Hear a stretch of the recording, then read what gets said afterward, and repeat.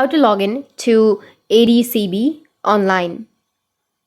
So if you want to log into your Abu Dhabi Commercial Bank online, then first you need to make sure that you've installed the application from your Play Store or your App Store. So just open up your ADCB application. Make sure that you have a stable internet connection.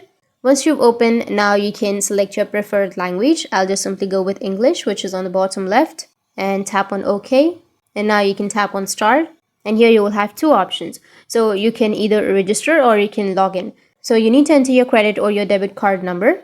And once you enter your card number, it will take you to the next step where you need to enter your customer ID. So under your customer ID, you need to enter your username and your password. And once you enter your credentials, your account will be logged in.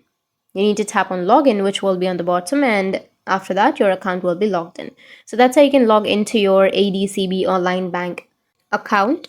And if you have any questions, feel free to comment below. Thanks for watching.